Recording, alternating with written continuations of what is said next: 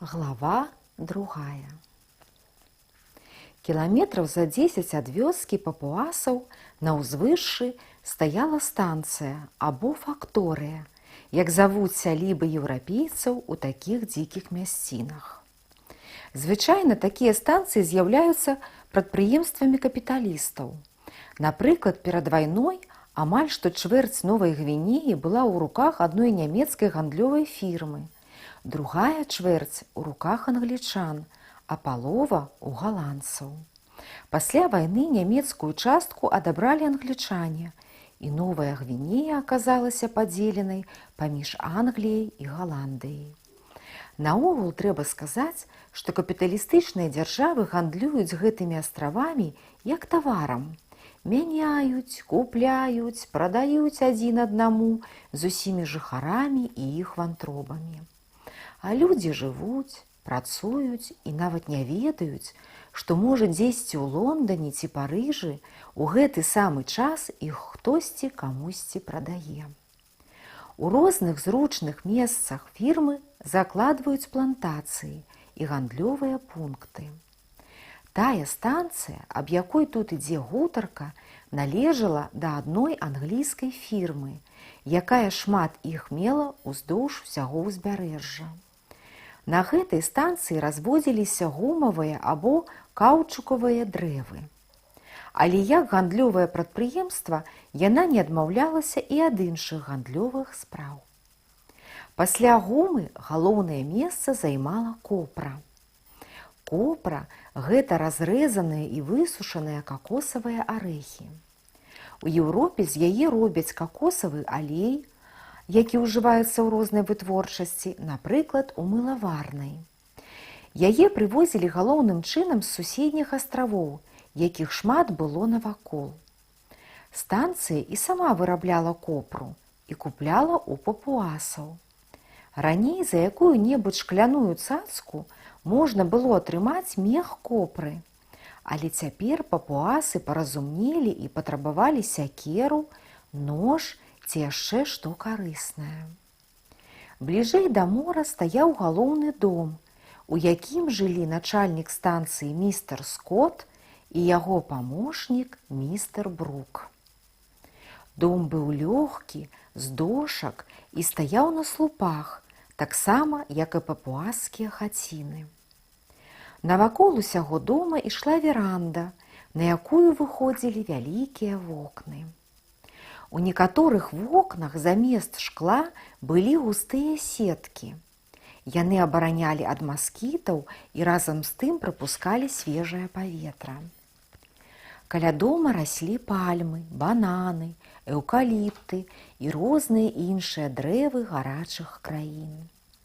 На верандзе на плеценых крэслах сядзелі містер Скотт і містер Брук, апранутыя ва ўсё белае, як звычайна ходзяць у гэтых краях еўрапейцы. Містер Скотт быў высокі мужчына, гадоў пад 40. Чысты, голены твар яго выказваў гордасць і самаўпэўненасць. Ён заўсёды быў спакойны. Спакойна выслухваў непрыемнасць, спакойна загадваў біць насмерць якога-небудзь слугу, калі той завінаваціцца ў чым. Ніколі не крычаў і не злаваў, бо яго крык быў бы вялікім гонарам для таго чалавека, на якога ён крычыць. Быў спакойны і ў вясёлы час. Самае большае, што ён мог сабе дазволіць, гэта ўсміхнуцца, размаўляючы з сваім братам-еўрапейцам. І рабіў гэта ён толькі ў тутэйшых краях. А ў Англіі ён з больш-менш простым чалавекам і не размаўляў бы. Ён быў шляхецкага паходжання і марна страціў усе свае грошы. Сюды прыехаў таму, што, па-першае, ён тут атрымліваў вялікую плату, а па-другое, што ў гэтай невядомай старонцы наогул можна пажывіцца. Яго памочнік, містер Брук, быў зусім іншага складу. Нізкі, тоўсты, зласлівы. Ён меў 45 год і за свой век змяніў шмат прафесій. І вайсковым быў, і на моры служыў, і пропаведзі ў царкве гаварыў, і ў тэатры працаваў, і нідзе не меў удачы праз свой характар. Толькі тут ён быў прыгодны. Тыя рабочыя, якімі ён распараджаўся, не маглі нічога яму зрабіць, а містера Скота ён вельмі паважаў і баяўся. Англічане сядзелі моўчкі і пілі каву. Раптам Брук дакрануўся да рукі містера Скота і ціхенька паказаў у кут веранды. Там, асцярожна азіраючыся, паўзла яшчарка даўжынёю з метр. Яна трымала ў роце добры кавалак мяса. Гэтыя стварэнні вельмі часта крадуць тут спажыву ў людзей, як у нас пацукі. Адно, што яны больш палахлівыя. Ледзь толькі людзі паварушыліся, як яна пакінула мяса і знікла. «Хутка прыйдзе карабель», – сказаў Скот. «Ці хопіць нам гумы і копры, каб нагрузіць яго?» «Павінна хапіць», – адказаў Брук. «Але вось рабочых мала. Учора зноў памёр адзін. Трэба яшчэ выпісаць». «Колькі мы іх маем цяпер?» «293. 86 памерла за паўгода, ды 2 зноў уцяклі некалькі дзён назад». «Невялікая бяда, выпішам другіх», – спакойна сказаў Скот. І сапраўды, гэта была не бяда. Наадварот, гэта было на карысць гаспадарам. Уцекачы, парушыўшы ўмову, нічога не атрымлівалі. Іх заработкі часам за некалькі год заставаліся ў кішэнях гаспадароў. З гэтага боку містеру Скоту заставалася толькі жадаць, каб больш уцякалі, і ў глыбіні душы ён быў удзячны Бруку за тое, што той дапамагаў у гэтай справе сваёй жорсткасцю да рабочых. Але ўцякалі толькі тыя, якія ўжо ні на што не спадзяваліся і выбіралі смерць. Вядома, такіх было мала. Трэба адзначыць, што сярод усіх рабочых толькі дзясятак быў з тутэйшых папуасаў. Рэшта былі кітайцы, японцы, малайцы, нават негры. Гэта тлумачылася проста. Па-першае, папуасы не былі прывычныя да сталай рэгулярнай працы. А па-другое, яны хутка ўсе уцяклі б ад такога жыцця, бо яны былі, як гаворыцца, дома. А з прывезенымі з далёкага краю рабочымі можна было рабіць, што хочаш. На веранду ўзышоў новы чалавек, грэк Кандаракі. Гэта быў немалады ўжо, але вёрткі, хітры, дасціпны чалавечак з бегаючымі вочкамі і казлінай бародкай. Адкуль ён узяўся, як сюды трапіў, Аллах яго ведае, але для Скота ён быў вельмі карысны. Ён быў гандлёвым агентам, усё ведаў, што трэба і нават чаго не трэба, ашукваў усіх і ўсім быў патрэбен. І містер Скот заўсёды карыстаўся яго парадаю. «Містер Скот», – сказаў грэк, нізка схіліўшыся. «Тамака прыйшлі 2 папуасы, відаць, здалёку. Яны прынеслі скуркі райскіх птушак і кавалак золата велічынёю з курынае яйка». «Што яны патрабуюць за гэта?» – запытаўся Скот. «2 стрэльбы». Містер Брук аж падскочыў на сваім крэсле. «Што? Як? Стрэльбы? Не можа быць! Яны ж не ведаюць, што з імі рабіць». «Мусіць, ведаюць, калі просяць», – сказаў Кандаракі. «Гэта справа нядобрая», – прамовіў Скот. «Калі яны захацелі стрэльбу, гэта кепскі знак». «Мабыць, іх навучыў хтось», – сказаў грэк. «Паклічце іх сюды», – загадаў Скот. Кандаракі махнуў рукой, падышлі 2 папуасы. Відаць было, што яны рэдка сустракаліся з белымі. Глядзелі неяк з-пад ілба, як загнаныя звяры. «О, гэтыя малойчыкі мне не падабаюцца», – сказаў Брук. І сапраўды, яны значна адрозніваліся ад бліжэйшых папуасаў. Асабліва цікавая была іх зачоска.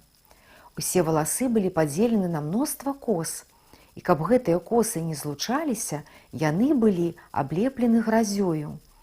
Косы звешваліся з усіх бакоў і нават бразгаталі пры кожным руху. На руках і нагах былі бранзалеты, па-майстэрску зробленыя з травы і аздобленыя чарапашкамі. На шыі віселі каралі з звярыных зубоў. Адзін трымаў вязку птушыных скурак без ног, а другі кавалак золата. Асабліва цікавыя былі скуркі птушак. Райскія птушкі невялікія, прыблізна як верабей або крыху больш. Сама назва іх паказвае, што яны нейкія асаблівыя. І сапраўды, такога прыгожага, яскравага і разнастайнага колеру ніхто нават не мог бы выдумаць. Іх ёсць некалькі парод, але больш вядомая адна, якая мае хвост каля 30 сантыметраў даўжынёй з такім тонкім, далікатным і яскравым пер'ем, што ім вельмі ахвотна ўпрыгожваюць сябе як дзікуны, так і еўрапейскія жанчыны. Для апошніх і вывозяцца гэтыя скуркі ў Еўропу і вельмі дорага цэняцца. З прычыны таго, што мясцовыя паляўнічыя звычайна адразаюць ногі ад скурак, у Еўропе складалася легенда, што гэтыя птушкі ўсё сваё жыццё трымаюцца ў паветры, жывяцца толькі расой і маюць нейкую цудоўную сілу. Адсюль і назва іх райскія. Кандаракі з дапамогай некалькіх слоў, а больш за ўсё мігамі, запытаўся, што яны хочуць за свой тавар. Папуасы зразумелі, паказалі рукамі, як страляюць, і сказалі: «Пуф, пуф!» Нават скот усміхнуўся. «Вось чаго захацелі», – сказаў ён. «Але шкодна даваць вам такія цацкі. Прынясіце і пакажыце ім лепш другое», – загадаў ён кандаракі. Кандаракі прынёс сякеры, нажы, рыдлёўкі і гэтак далей. Відаць было, што такія багатыя прылады зрабілі на іх уражанне, але ўсё ж такі яны адмоўна круцілі галовамі. «Падазроная справа», – сказаў скот. «Ці не пачаставаць іх гарэлкай?» – прапанаваў кандаракі. «Мо тады лягчэй будзе з імі дагаварыцца?» «Спірытусам лепш!» – крыкнуў Брук. «Што значыць гарэлка для такіх чарцей?» Скот згадзіўся. Кандаракі прынёс бутэльку і наліў паўшклянкі спірту. Падышоў да папуасаў, ласкава папляскаў іх па плячах і працягнуў шклянку. Недаверліва паглядзеў папуас і не хацеў браць. Кандаракі сам дакрануўся губамі, смяяўся і ласкава запрашаў. Дзікун узяў і крыху глынуў. Спачатку ён спалохаўся. Відаць было, як захапіла яму дух, але праз хвіліну, адчуўшы прыемную цеплыню, засмяяўся. Пасля таго яго таварыш выпіў ужо бадай усю шклянку, а за ім першы зноў выпіў. Тады гандаль пайшоў шпарчэй. Папуасы забыліся ўжо на зброю і цікавіліся ўсё цудоўнай вадой. Ім паказалі 2 поўныя бутэлькі. Яны ўхапіліся за іх і пакінулі свае тавары. Трымаючыся за свае бутэлькі, хістаючыся ды весела гаргочучы, пайшлі яны дадому. «Ха-ха-ха!» – зарагатаў містер Брук. «Вось гэта дык гандаль!» «Дай Бог часцей так!» – смяяўся кандаракі. І яны весела пачалі падлічваць, колькі на гэтым зарабілі. А шчаслівыя гандляры тым часам адышліся крыху ад будынкаў, спыніліся, зноў выпілі і паваліліся на зямлю, як мёртвыя. Бутэлькі пакаціліся, рэшта спірту вылілася, справа пакуль што на тым і скончылася. За паўкіламетра ад будынкаў у балоцістай нізіне была плантацыя гумавых або каўчыкавых дрэў. Ёсць некалькі дзясяткаў парод такіх дрэў, але найлепшыя паходзяць з паўднёвай Амерыкі, з нізіны ракі Амазонкі. Адтуль іх сталі вывозіць і разводзіць у іншых гарачых краінах і ў тым ліку на Новай Гвінеі. Новыя дрэвы належаць да аднаго роду з нашай травой малачаем, але тут яны дасягаюць велічыні дуба. 3000 дрэў былі пасаджаны правільнымі радамі, і паміж іх завіхаліся рабочыя. Гуму дае сок гэтых дрэў, і здабыча яго падобна да таго, як у нас увесну здабываюць сок з бяроз. Каўчукавы сок падобны да малака, толькі гусцейшы. Каля плантацыі было раскладзена многа вогнішчаў. Рабочыя з лесу прыносілі сюды гаршкі з сокам. Другія мачалі ў сок дошчачкі і трымалі іх над дымам. Сок гусцеў. Тады зноў мачалі гэтую самую дошчачку і зноў капцілі.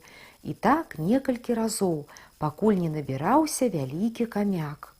Тады яго разразалі, адкладвалі кавалкі гумы, а дошчачку зноў мачалі. Ля вогнішчаў ляжалі вялізныя кучы гумы. Сок з лесу падносілі ды падносілі. Паміж рабочых хадзіў наглядчык, малаец Файлу, і паддаваў духу бізуном. Гэты Файлу сам быў рабочы, але за тое, што вельмі дагаджаў гаспадарам, ён быў зроблены старшым над рабочымі і выконваў свае абавязкі не за страх, а за сумленне. Ён усё выгледжваў, падслухваў, сачыў за кожным крокам рабочых і паведамляў гаспадарам. Рабочыя яго не любілі нават больш, як містера Брука, бо Файлу быў бліжэй да іх і больш шкодны. Разы са два рабочыя яго пабілі, але гэта ім вельмі дорага каштавала. Адзін з іх быў так збіты, што праз некалькі дзён памёр, а другі ледзь застаўся жывы. Усе рабочыя былі каляровыя: жоўтыя кітайцы, карэйцы, японцы, цёмныя малайцы, чорныя негры, але не з Афрыкі, а з Амерыкі, бо ім там вельмі дрэнна жывецца. Асабліва многа было кітайцаў.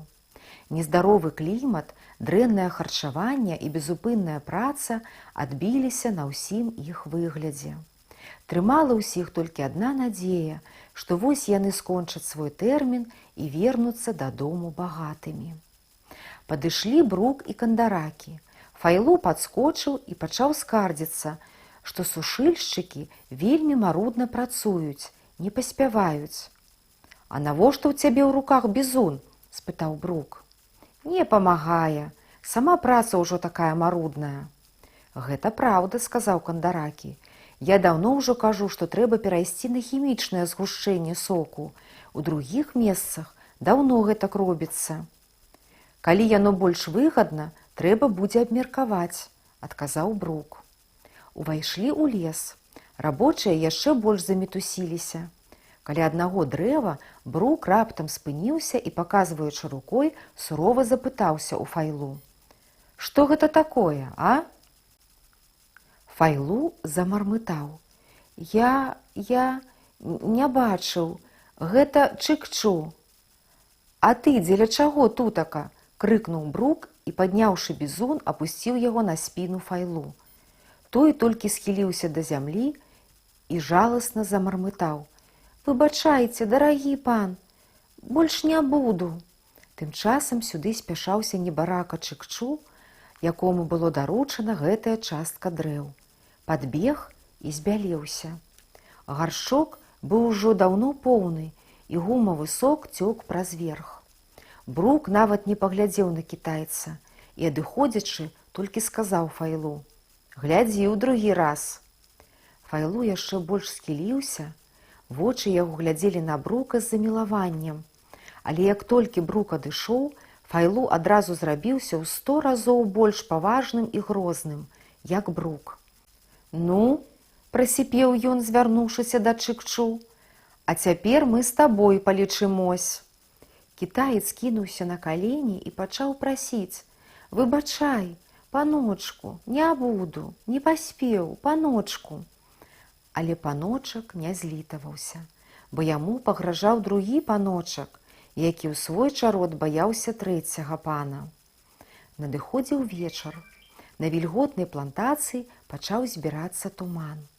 Гэта самы нездаровы час у гарачых краінах. Еўрапейцы звычайна ў такі час сядзяць дома і не выходзяць на двор. Работу скончылі і пайшлі дадому. Для рабочых быў пабудаваны асобны вялікі будынак, але не на слупах, як для гаспадароў, а проста на зямлі.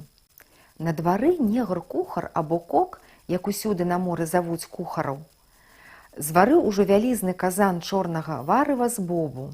Боб і рыс, прыпраўленыя какосавым алеем, былі амаль што адзіную стравою рабочых.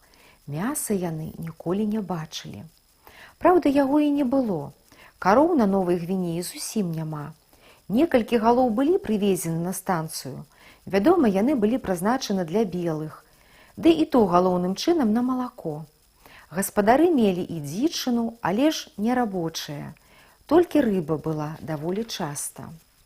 Пасёрбалі варыва і пайшлі спаць. Памяшканне было велізарнае. Па баках стаялі нары, на якіх ляжаў сухі чарот і больш нічога. Дзе-нідзе валялася рыззё, адзенне рабочых, або заместа падушкі ляжаў клуначак, а ніякіх рэчаў больш не было. Рынуліся рабочыя на свае нары і скора паснулі. Не спаў толькі Чык-Чу, бо цяжка яму было прыстасаваць свае раны да жорсткай пасцелі. Ды яшчэ енчыў у трасцы адзін карэец. Не спалася і Файлу. Ён жыў у гэтым жа самым памяшканні, але як наглядчык меў асобны агароджаны куток каля ўвахода. Ні на хвіліну Файлу не мог забыцца пра ўдар, які сёння атрымаў ад Брука. Праўда, не першы раз ён быў біты, але вось ужо 2 гады, як ён сам зрабіўся старшым, сам мог біць сваіх таварышаў, як яго самога калісьці білі. Часта здаралася, як, напрыклад, сёння, што яго нават называлі панам. Яго, цёмнаскурага, ніжэйшай пароды чалавека. З цягам часу ён пачаў ужо лічыць сябе чалавекам. Спачатку сярод даручаных яму рабочых, а потым крыху і сярод іх, белых. І вось сёння яму напомнілі, што ён яшчэ не чалавек. І ўсё праз гэтага праклятага Чык-Чу. Каб не ён, дык можа назаўсёды прывыклі б, што Файлу чалавек. Шкада, што мала даў яшчэ гэтаму паганаму кітайцу. І Файлу гатоў быў зараз жа пайсці і дадаць яму яшчэ. Тым часам знадворку каля будынка з'явілася нейкая постаць. Асцярожна тулілася яна каля сцяны і набліжалася да дзвярэй. Дзверы ціхенька адчыніліся, і нехта ўвайшоў у памяшканне. Відаць было, што чалавек свой, бо не блытаўся ў цемнаце. Ён ціхенька пачаў красціся ўздоўж нар да таго канца, дзе ляжаў Чык-Чу. Незнаёмы схіліўся над суседам Чык-Чу і стаў прыглядацца. «Хто тут?» – запытаўся Чык-Чу. «Тсс!» – прашаптаў незнаёмы. «Гэта я, Чун-Глі». «Ты?» – крыкнуў Чык-Чу і, забыўшыся пра боль, ускочыў з пасцелі. «Ціха! Што ты робіш? Ты загубіш мяне!» – засіпеў Чун-Глі. І сапраўды, Файлу пачуў і заварушыўся. «Кладзіся!» – прашаптаў Чун-Глі і сам лёг на зямлю. У гэты самы момант адзін з рабочых голасна забалбатаў нешта праз сон. Файлу супакоіўся. Пачакаўшы некаторы час, Чун-Глі запытаўся. «Дзе брат?» «Няма», – адказаў Чук-Чу. «Памёр?» «Не, уцёк». Чун-Глі ажно застагнаў ад роспачы. «Куды? Чаму?» «Пасля таго, як ты ўцёк, – пачаў шаптаць Чык-Чу, – уся злосць Брука накіравалася на твайго брата. Брук ніяк не мог і цяпер не можа забыцца галоўным чынам на тое, у якім ён быў смешным становішчы перад усімі рабочымі, і што ён не мог пакараць сябе. Яму ўвесь час здавалася, што рабочыя смяюцца з яго. Калі ён бачыў, што хто-небудзь усміхаецца, то зараз жа пускаў у ход бізун. Асабліва даставалася Хунджы. Не было таго дня, каб яго не білі. Вядома, каб дагадзіць Бруку, сабака Файлу стараўся яшчэ больш. Хунджы зусім немагчыма стала жыць. Тым болей, што і ў будучым ён нічога добрага не мог чакаць. Брук проста сказаў, што Хунджы павінен будзе працаваць хоць 10 год, пакуль не адпрацуе за цябе. Акурат у гэты час збіраўся ўцякаць папуас Качу. Хунджы надумаў уцячы разам з ім, бо як тутэйшы Качу быў вельмі карысны для яго. І вось ужо 4 дні, як яны ўцяклі, скончыў Чык-Чу. Толькі 4 дні, уздыхнуў Чунглі. Толькі, спазніўся ты крыху, спачувальна сказаў Чык-Чу. Чунглі апусціў галаву і быццам скамянеў. Такі жаль ахапіў яго, што ён гатоў быў плакаць. Цэлы год ён вандраваў, толькі цудам ухіліўся ад смерці, урэшце зарабіў столькі, колькі яны абодва не зарабілі б за 10 год, рызыкнуў сваім жыццём, каб забраць з сабой брата і вярнуцца дадому. І вось усё гэта дарэмна. Як ён адзін будзе прабірацца дадому, пакінуўшы тут брата? Ці шукаць яго? А прыйдзі ён на 4 дні раней. Чаму ты вярнуўся сюды? Хіба не ведаеш, што табе пагражае? Пытаўся Чык-Чу. Ведаю, добра ведаю, але я прыйшоў, каб узяць брата і з ім уцячы дадому. Я цяпер ужо маю столькі грошай, што хопіць нам удвух. Адкуль? У сярэдзіне вострава ёсць невядомыя горы, дзе яшчэ не была нага белага сабакі. Там я знайшоў золата. Нешта мільганула каля іх, праз некаторы час ціхенька рыпнулі дзверы. Вось шчаслівец, зайздросліва сказаў Чык-Чу. Хто табе забараняе таксама шукаць шчасця? Адказаў Чунглі. Але трэба праўду сказаць, што гэта толькі шчаслівы выпадак, на які спадзявацца нельга. Я не дзеля гэтага ўцякаў, а быў вымушаны, і раіць нікому не буду, бо не заўсёды пашанцуе. Але калі каму-небудзь з вас нічога ўжо не застанецца рабіць, як тады было мне, скажы, хай шукаюць месца Абу за 100 кіламетраў на захад ад пачатку ракі Фляй. Ну, бывай здароў. Што ж ты цяпер будзеш рабіць? Куды пойдзеш? Спытаў Чык-Чу. Не ведаю яшчэ, адказаў Чунглі і пачаў ціхенька паўзці, але спыніўся і зноў падышоў да Чык-Чу. Вось што, Чык-Чу, ты такі самы, як і мы.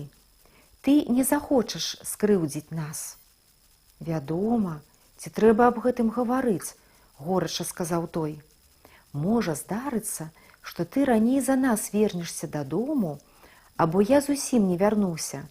Дык вось табе кавалак золата, аддай яго маім бацькам.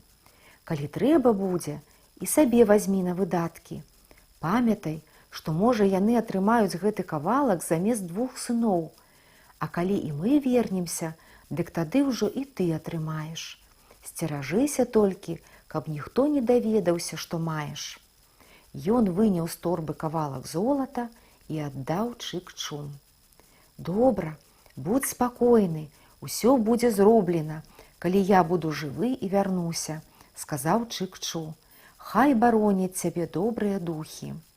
І цябе таксама, адказаў Чунглі і пасунуўся да выхада. Ціхенька адчыніў дзверы, пераступіў парог і адчуў, як некалькі пар рук абхапілі яго і скруцілі. Калі ласка, адважны Чунглі, пачуўся насмешлівы голас Файлу. Містер Брук даўно жадае вас бачыць. Сабака, сказаў Чунглі. Дачакаешся і ты свайго часу. Ці будзем будзіць містера Брука або Скота? Запытаўся адзін з мужчын. Дзеля такога госця не варта, сказаў Файлу. Заўтра ўбачыць. Ну, хадзем, сказалі мужчыны і павялі Чунглі ў суседні будынак. Чык-Чу чуў, як Чунглі папаўся. Шкада яму было свайго сябра. Але мімаволі ён падумаў, які ён Чык-Чу шчаслівы. Ніхто яго не ловіць, ніхто не арыштуе. Жыве ён ціха, спакойна. Засталося яму працаваць толькі 1 год. Гэты год праляціць непрыкметна, і ён сабе паедзе дадому, багаты, вольны. А неспакойны Чунглі павінен пакутаваць. Нельга апісаць, што рабілася з містарам Брукам, калі ён даведаўся, што Чунглі злоўлены. Ён то рукі паціраў ад радасці, то рыкаў, як звер ад злосці. «Трэба паказаць усім», – крычаў ён, – «што значыць падымаць руку на белага. Трэба яго перад усімі павесіць». Містер Скот аднёсся да гэтага спакайней. «Павесіць мы не маем права», – гаварыў ён, «а трэба адаслаць яго ў Морсбі і засудзіць. Усё роўна яго не пашкадуюць». «Гэта занадта будзе проста і мякка», – пярэчыў Брук. «Хоць скуру садраць з яго трэба». «Ну, гэта ўжо ваша справа», – сказаў Скот. Увайшоў Кандаракі. Увесь яго выгляд сведчыў, што ён ведае нешта цікавае. «Ці ведаеце, панове, – пачаў ён, – што справа з гэтым няшчасным кітайцам можа мець інтарэс для нас усіх. Я толькі што даведаўся аб усім падрабязна, і вось вам довад». Пры гэтым ён паклаў на стол 2 кавалкі золата, адзін велічынёю з грэцкі арэх, а другі крыху меншы. «Што гэта значыць?» – запытаўся Скот. «Гэта знойдзена пры Чунглі. Ён, аказваецца, знайшоў у сярэдзіне вострава месца, дзе сустракаюцца вось такія рэчы. Прыйшоў ён сюды, каб забраць свайго брата і ўцячы дадому». «Ну што ж», – сказаў Скот, – «значыцца, будзе з чаго ўзяць няўстойку як з яго, так і за брата». «Толькі няўстойку?» – закрычаў Брук. «Гэтага мала. Дайце мне спачатку палічыцца з ім». «Я параіў бы палічыцца з ім зусім іншым чынам», – сказаў Кандаракі. «Нічога яму не рабіць, абяцаць яму поўную свабоду за тое, што ён завядзе нас у тое месца». «Як?» – стукнуў кулаком Брук. «Пакінуць яго зусім непакараным? Не можа гэтага быць». Скот глыбока задумаўся, а Кандаракі падышоў да Брука і ціха шапнуў яму: «Не пярэчце. Калі ён пакажа нам месца, тады вы заўсёды будзеце мець магчымасць палічыцца». «Ага, гэта іншая справа», – супакоіўся Брук. «Гэта добрая ідэя», – сказаў Скот. «Але ж вы самі павінны ведаць, як цяжка наладзіць экспедыцыю ў глыб вострава». «Ведаем», – адказаў Кандаракі. «Аднак трэба таксама прыняць пад увагу, што калі ён адзін дабраўся, то добра падрыхтаваная экспедыцыя тым болей. А па-другое, трэба памятаць, што не шукаць мы ідзём, а на пэўнае месца». «Гэта праўда», – задуменна сказаў Скот. «Прывядзіце яго сюды». Праз некалькі хвілін прывялі Чунглі. Ён увайшоў пад наглядам 2 салдат-сіпаяў. Чунглі са звязанымі рукамі стаяў перад Скотам і чакаў, што будзе. Брук сядзеў і глядзеў на яго, як звер на сваю здабычу. Скот даў знак, каб сіпаі выйшлі. Потым звярнуўся да Чунглі. «Ты ведаеш, што паводле закону, за тое, што ты хацеў забіць англічаніна, ты можаш быць асуджаны на смерць». «Зусім я не думаў і не хацеў забіваць», – сказаў Чунглі. «Суд не можа ведаць, што ты думаў. Ён будзе судзіць па тым, што ты рабіў. І тваё дзеянне лёгка назваць замахам на жыццё. Разумееш?» Чунглі маўчаў. «Ты бачыш, – прадаўжаў Скот, – што ты знаходзішся ў нашых руках. Мы можам з табою зрабіць, што хочаш». Скот спыніўся і пачакаў, каб Чунглі лепш адчуў сэнс апошніх слоў. «Але ты можаш атрымаць поўную волю, сваё золата, скасаванне кантракта і нават дапамогу вярнуцца дадому, калі ты нам пакажаш тое месца, дзе знайшоў золата. Згодзен?» Чунглі маўчаў. Па-першае, яму вельмі не хацелася зноў пачынаць гэтую цяжкую небяспечную дарогу. Па-другое, ён не хацеў служыць сваім ворагам. І па-трэцяе, самае галоўнае, не быў упэўнены, што яны выканаюць сваё абяцанне. Але што яму заставалася рабіць? Яны маглі б і зараз яго забіць, і нічога ім за гэта не было б. «Ну, адказвай», – сказаў Кандаракі. «Ці сапраўды вы мяне тады адпусціце?» – спытаў Чунглі, каб толькі адразу не паказаць, што ён згодзін.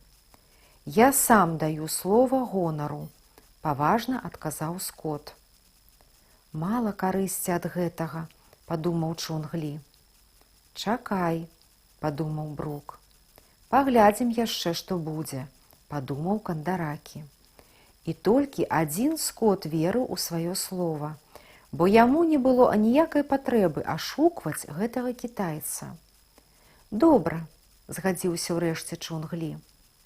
Скот паклікаў сіпаяў і сказаў: «Развяжыце яму рукі, добра даглядайце, карміце і толькі пільнуйце, каб не ўцёк, бо тады адкажаце сваімі галовамі».